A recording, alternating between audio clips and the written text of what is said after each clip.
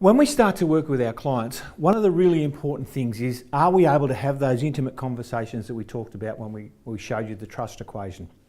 Conversations that go deeper to find out what is the client's agenda. And the framework that we use and the training that we give our lead advisors is this concept called the PIES model.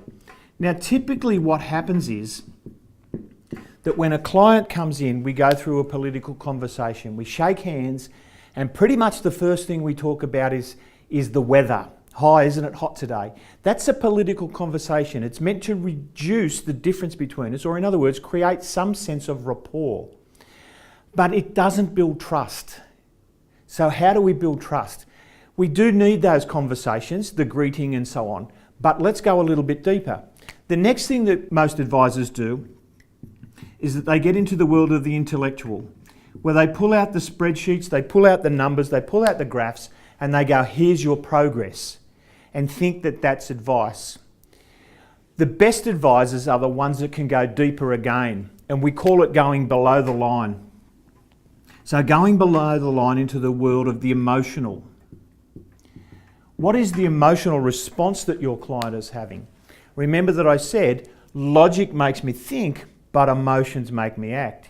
If I can find out what the client is feeling, I've got a pretty good idea about how they're going in life.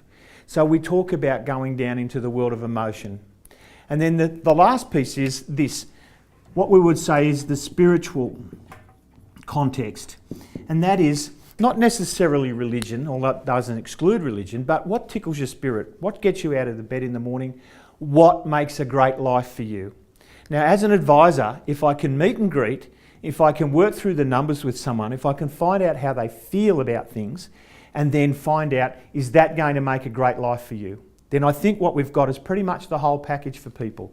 And they get a great concept of, you understand the context, you understand what we're trying to do with our lives.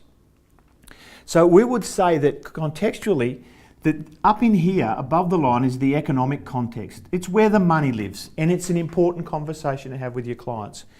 And so is this one down here, what we would call the ecological. And that is, how does it impact upon your life? It's not appropriate to come down here and have a great big love fest and have lots of cuddles and lots of emotion if there is no solidity to the plan. But at the same time, that alone doesn't bring a depth of relationship and loyalty that you can develop through this. We would talk about this idea then that when we're setting up the PIES model, that the plan that you deliver to your client and the implementation of that is above the line.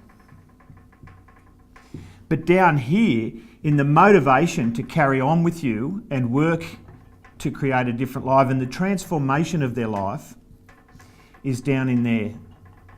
Transformational work is something that I think a lot of advisors don't even know that they do. Really importantly then, let's have a look. What is it that stops an advisor going below the line? And a lot of times what happens is that people say, well, what if I open up Pandora's box? What if they cry? What if they get angry? I don't know what to do. I'm not a counsellor. No, you're not. But one of the things that we can do is to help you work out how do we go and ask some feelings questions, and then also what are some of the big contexts that people have in their lives. And if we can provide both of those, flip above and below the line during a meeting, then the person gets a greater sense that you understand all of their issues, not just the financial issues.